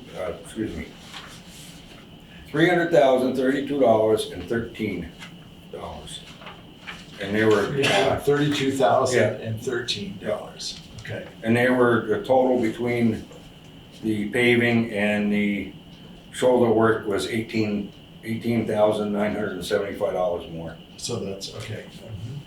And I would recommend that we go with the Basin because they had their shoulder gravel included in that price. Okay, so to get this going, let's just, if we're willing to accept, let's just have a motion on the table. I'll make a motion that we approve the Basin proposal. A second. All right, thanks, Tara. We have to approve a preferred award. That's what we're doing right now. Yep. Okay. Yeah, Basin is one of the vendors, and so is Allstate. If you guys, I have the copies if anybody wants to look at it. Is that 3 inches, 2 is That's, 1.5? no, that's 1 inch shim and an inch over, Oh, okay. 2 inches. Okay, so, And that's 2 miles on the Weatherhead Hollow Road, starting from Yard Road going to, I would say, the Timmy Drive is the point. And that's tack, and that's virgin mix. Yeah. No wrap. Okay. A lot of code words right there. I'm sure Tara knows what he's talking Yeah. about. Me too. All right. Okay. All right. Is there any discussion here about this? All right. I see we're going to take care of that one, Dan, first. I see Jason's hand up with relation to this question. Yeah, thank you, Mr. Chairman, Select Board members. I'm trying to figure out, we've got like 65 miles of dirt road in Guilford. I heard a Select Board chairman saying they're talking about putting speed bumps on paved roads. So why are we repaving paved roads when we have all of these dirt roads? I mean, we're talking about trying to get electric vehicles, right? And we have 65 miles of paved roads in Guilford that during 3 months of the year, you can't even drive a four-wheel drive pickup truck down, and we're repaving paved roads. How do we come up with these decisions? And not nothing for Dan, because I know those guys are overwhelmed and overworked, but who makes these determinations that we're going to repave a paved road that we want people to slow down on when we're going to just not address the 65 miles of dirt roads that, you know, parents can't get their kids to school during mud season? Thank you. Can I get to that? Jason, I don't know if you've been down the Weatherhead Hollow Road lately. From the fairgrounds, roughly the old swimming pool from the fairgrounds, the R Road, the road's falling apart. And it's time, you have to do a maintenance on these roads. I used to do, I tried to do 2 miles because we have 13 miles of paved roads. I tried to do 2 miles to keep up with everything so they don't fall apart. And I'm the one that picks the segments on where we're gonna go, because I take the worst roads first. I mean, it's a never-ending battle. If you don't take care of what you got, you're gonna lose everything. So, I understand that, Dan. I'm just, you know, like I said, you know how difficult it is to maintain these dirt roads. And during mud season, parents can't get their kids to school. So I understand the pavement may be breaking up a little bit, but we're talking about repaving and then putting speed bumps in to slow people down. So maybe if that road's breaking up a little bit, they'll slow down on their own. We can use that money to hire a sheriff. And Dan, I'm not questioning you, because trust me, my man, I know how hard your job is and how thankless it is. So I'm seriously not questioning you. What I have an issue with is I can't get up my road. I can't, you know, there's so many roads in Guilford that you can't get up during mud season because it's just ridiculous. So I think there needs to be some sort of plan to fix those problems before we keep, you know, repaving paved roads and then us talking about maybe putting speed bumps on them. I think we're misguided. That's just all. I'm not trying to question you, Dan, at all. Well, I was thinking those rougher ones anyway, I didn't mean permanent ones. I mean, the gravel roads are. I just want to say something. Yes, we have to maintain asphalt roads, period. Or else everyone's gonna have potholes and be breaking their tires and having flat tires, and then the town's gonna be blamed or responsible for that. And then the dirt roads that are maintained nonstop, the integrity of the ground may not hold asphalt. You have to add a lot to it, and any frost heaves, you put pavement on that, your pavement's gonna crack. So I personally love the dirt roads in Guilford, and I think that the town does a really good job maintaining them, and it would cost a heck of a lot to get those road ready to pave. That's my take on it. Right. Yeah, and for me, and like no one's questioning that, and I don't want to pave all the dirt roads in Guilford. What I'd like to consider is thinking some of the students and children in Guilford that can't get to school because of mud season. And these are some real issues, and these are safety issues, because if kids can't get to school during mud season, then an ambulance can't get there, a fire truck can't get there. We've got some serious issues, and if those roads need to be repaired, Tara, that's a safety issue, and we need to address those things first before we spend any money on paving, as far as I'm concerned, because look, over 65% of our roads are dirt. And so we need to prioritize those dirt roads being safe first before we fix potholes, because look, you come up Slate Rock Road or Melody Hill Road, and unless the grader just went there a few days ago, you're dealing with potholes that are much bigger than anything you're going to see on Weatherhead Hollow Road. And we just had an accident on there for people going too fast. So paving that road is only going to increase the speed, not slow it down. So I understand everyone's hesitancy to fix some of these roads and the cost, but I think there needs to be a plan put forward, and we can't just continue to pave roads, and that's our plan. Thank you. Thank you, Jason. I really encourage you to put a plan, help us, put a plan forward for us, not just demand that we do it so that it meets some need, but actually put a plan forward. As I understand it, when I first moved here, south of where I live on Weatherhead Hollow was a dirt road. It became a paved road at some point, and I don't imagine it's just because Dan thought it was a good idea. I think there was probably a lot of conversation and evaluation and estimation and exploration by several people in the community. So I would encourage you to do that. Mr. Chairman, that's the select board's job. If I was voted as a select board chairman, then that would be my job, but that's not my job. My job is to present these to you and then for you to address them. Thank you. So I'm offering an idea. There's many different issues, and Jason, there's many different issues in what you just said. So you have speeding, you have roads, you have safety, kids not getting to school. So I think that it's really broad, but it's definitely given me food for thought. And I think that we, like Zon said, pick one and let's talk about it. Let's talk about getting kids to school safely. Okay. If you ever take a bus. Thank you, Jason. We're going to stop now. Thank you. We're going to stop now. Yes, select board member asked me. She didn't ask. Actually, she didn't ask. Yeah, I'm afraid she didn't ask. So we're going to move ahead. Thank you, Jason. We have a vote on the floor we'd like to take, and so we need to approve or vote to approve the Basin Brothers project here. So all in favor of that? Aye. All right. Any opposed? All right. Thank you. All right. Next thing on the agenda is to look at RFPs for ditching repair, 4 different segments in town. Dan. We had three different bidders. One bidder was in the 200,000 range.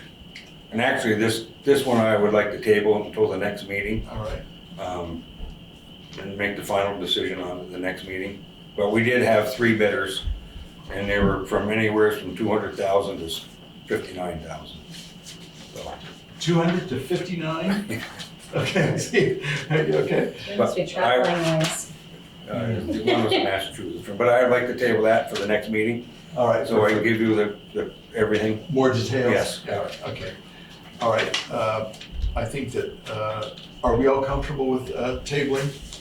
Do we have to vote on that? I don't For think we tabling? Yeah. I think you think we should? Yeah.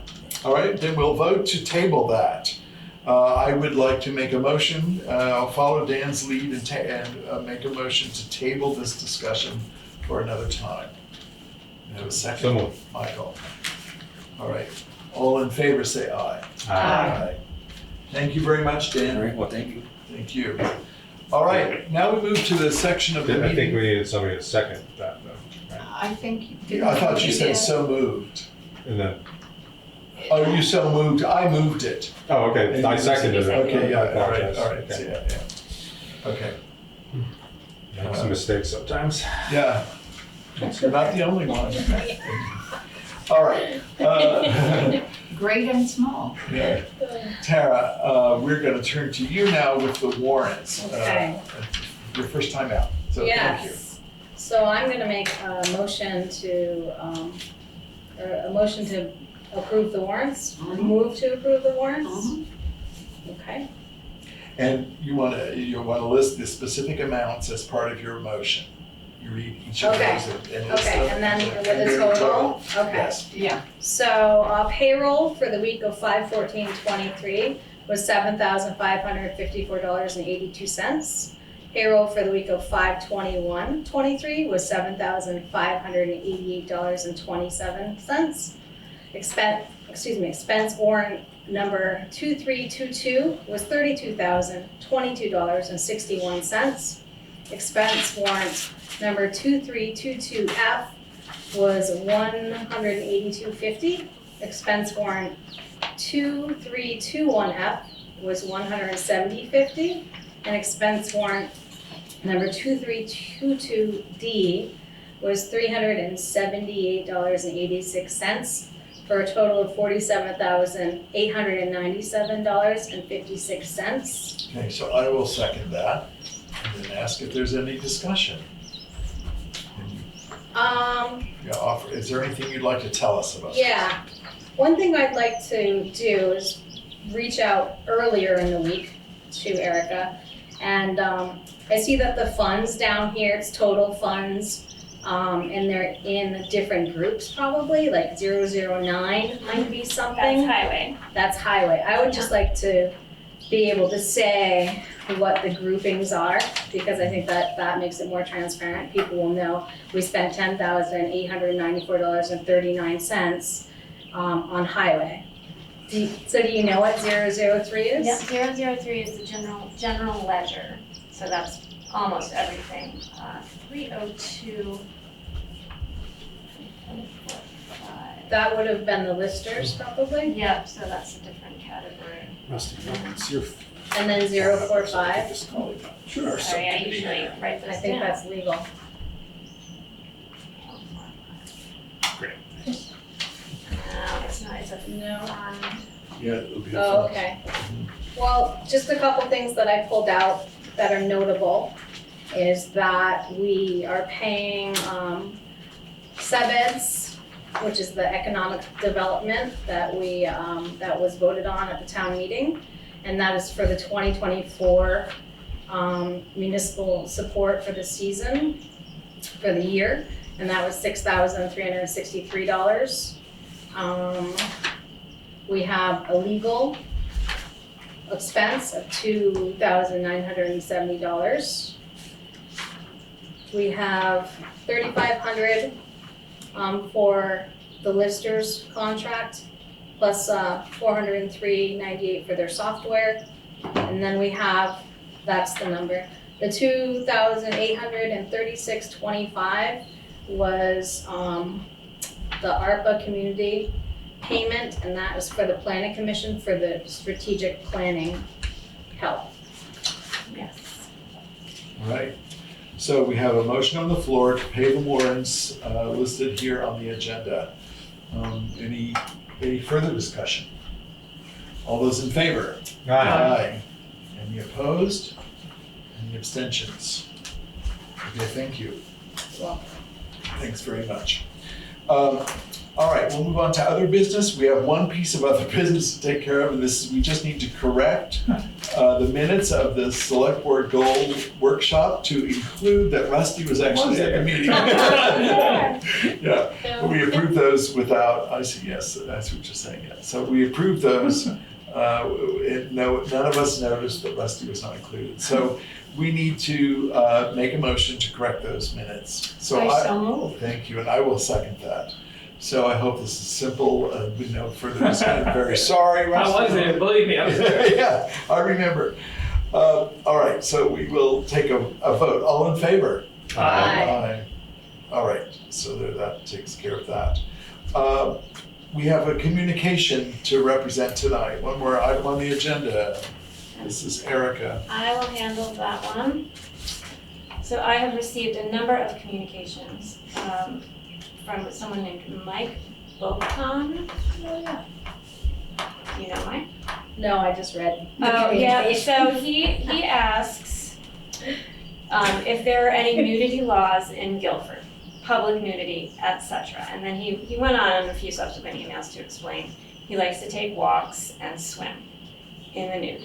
And he just wanted to make sure that was okay. And I advised him that Guilford has no specific ordinances or bylaws about nudity, that he should behave himself, and that also we are beholden to the Vermont state laws, which there specifically is no nudity law in the state of Vermont too, but there is a lot of obscenity laws and things like that, so That's right. Well, we have a lot of bugs and a lot of cold weather. so- And ticks, yes, thank you. Yeah, exactly. All right, thank you So for that- handling that. that I for the- advised, For the yeah. select board, yes. All right. All right, I need to now work through a few details here, the actions from the previous meeting, so that they're in the record. We approved the minutes of April 24th. We approved the MERP application of the Energy Committee. We approved the Brattleboro Commons as the newspaper of record. This was 2 weeks ago we did that. We approved 5 liquor licenses and we approved the warrants. The actions taken tonight, patience, as I work through this. We appointed Tara and Veranda as the subcommittee to deal with Select Board's annual goals. Yeah. We approved the minutes.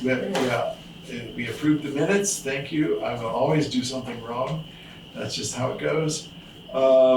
We did approve, even though it wasn't part of the, it wasn't noted as an action, we did choose to name both the Brattleboro Reformer and the Commons as the paper of record. We had a discussion about, so no action there. We ratified the hiring of a part-time summer highway crew member. We appointed Michael and Rusty as a subcommittee to address the issue of parking at the Green River Bridge Inn. The select board approved a contract with Basin Brothers to do paving on Weatherhead Hollow. And we moved to table the discussion about ditching repair in 4 segments. We'll deal with that at another meeting. And we approved the warrants for tonight. And while it wasn't really an action, we are moving forward with trying to understand the issues dealing with Potash Road or Potash Drive. I mean, I think it's important that we list that as an action. Yeah, I think if we go to the next section, actions to be taken. Oh, action, It's sorry. we're not clarifying that. We will be taking one at the next meeting, but we're on this and watching it carefully, and we'll move as quickly as we can Okay. on this issue. Okay.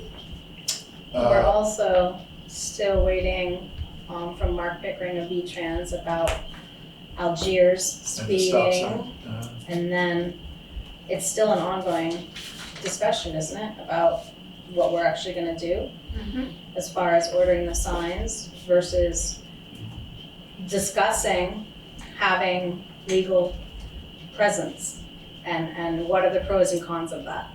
So that would be another action, would be a discussion, a further considerations, further actions. All right. Okay. Anything else to come before this August board? Do you have we approved the RFP? Is that? Yes. Yeah. I'd say that. All right. I have one more question. Yes. I've applied for a highway permit, driveway permit, and also a 911 address for that location. And where do we stand with that, with this issue, since this is still considered a town road? It's what we said before, we don't have an answer this evening because. But it's a town road now. It's not, you people are treating it like it's already been a moved item. No. It's a town road, and yes. I'm requesting a highway, or driveway permit, Right. and I'm requesting a 911 location, so I Right. can keep moving my project forward while you people are going through your process. Yeah, no, I understand that, and And why is that not possible? I can answer that. Because of the stone wall, I'm not given permission to go through a stone wall that I don't know who owns. Well, then I think we need to get that on the agenda as well, because that to me, the stone wall is a stone wall in the community where people open walls to have access to driveways. I understand what you're saying, and we did We're mention. not taking the wall down, just to clarify that, it's not removal of the wall, it's just opening the wall. Thank you, and that was part, as I recall, that was part of the discussion about what we're learning by talking with the attorneys. We have to understand that before we can determine that it's okay for you to do that. I just want to make sure that was also being considered, because Yeah, I have it. that's I a mean, key element for the continuation of our project. That we Appreciate your concerns. Thank you. Do. Yeah. All right, is there, I would entertain a motion to adjourn. Also move. All right. Dude, point of order here, point of order. Oh, I'm sorry. I didn't see your hand. You just had another conversation about Potash Road, and are you going to exclude the rest of the public from that? You keep saying that you've contacted this lawyer. This is a great opportunity to contact our lawyer to figure out the ins and outs of this. What you should do is make a motion to contact the town's lawyer and find a determination for this man and Mr. Belagore. And if you make that motion, then you can go into an executive session and you can discuss this. But until someone makes that motion and that happens publicly, then whatever conversations you're having with this law firm is inappropriate. So please, someone make a motion to contact the town's lawyer and solve this man's issues. This is ridiculous. He wants to make a driveway onto his property. That's correct. That's great. Thank you. Thank you. That is very important. It's very important. Thank you. We know that. We understand that. Yeah. But you're treating it like it's in limbo, but the road is the road now. And I don't understand why you people are treating this like you've already, now I'm trying to bring it back. We came to this community 4 years ago with that, knowing that that was the town road. And somehow, through the night, it disappeared. So you thought through your ways of approving or disapproving or taking the road offline, which was not appropriately, it didn't happen. It just didn't happen. So why are you treating me now like I have to stand here and wait? I don't understand, because this is not right. This doesn't make sense for the town. Okay, well, I may not be able, I think I may not be able to answer completely to your satisfaction. Maybe other members would like to chime in. You've had time to talk to your attorney. I understand that you have. And I asked for an answer from that, and it sounds like tonight, we're not even able to give that part of the answer. Still ongoing. It's still ongoing. So the attorney Who's contacting the lawyer? Yes. When was the meeting? When did you have a meeting to decide to contact this lawyer? If you're contacting a lawyer, you have to have a meeting to discuss it. You can't just contact our lawyer on your own will. If you're contacting a lawyer, you have to have an open meeting. This guy has a legitimate complaint. And I saw the meeting on September. That was the same meeting where Peter Rood told Richard Wazansky, I hate to be a stickler, but you shouldn't be talking about this motion. So this has gone on for a long enough time. That poor man wants to build a house on his property that he owns, and this town is preventing him from doing that. So something needs to happen. So contact our lawyer, figure out the ins and outs of that, and do your job, please. So this man doesn't have to waste any more of his time appealing to you. I'm sorry, but the lawyer has been contacted about this situation, and what we're reporting. Point of order, Mr. Chairman. When was that meeting that you contacted this lawyer? When did the select board vote to contact that lawyer? It hasn't happened. So if it has happened, that was done illegally. So if you want to contact a lawyer, Jason, you're wrong. Jason, that is a Jason, I'm sorry. Violation. I have to speak to truth here. Jason, you are wrong about that. In order for the town to do its normal business or any issues that come forward, we don't have to re-up with our lawyer at every motion. We can contact our lawyers to ask their advice. When you say we, Mr. Chairman, when you say we, you are speaking by more than yourself. So in order for it to be you, if you can do that, but for we, you have to have a motion. You have to have a vote. If I'm sorry, there's no we, there is you. Okay, Jason, I'm sorry, but I think you're wrong about that. We have asked the lawyers repeatedly. There is no meeting and no vote. Okay. It was you. Is there a motion we have a motion to adjourn, I think, on the floor. All right, I would like to take a motion, would like to take a vote to adjourn this meeting. May I please? All those in favor? Aye. Aye. Aye. Is there anyone opposed? Who's on the select board? Is there anyone who's abstaining? All right. Thank you very kindly. This meeting is adjourned. We are here. We can stay and talk to people in a friendly, nice way, and maybe we can understand further considerations, but we're not here to do further business at this point. Thank you very kindly.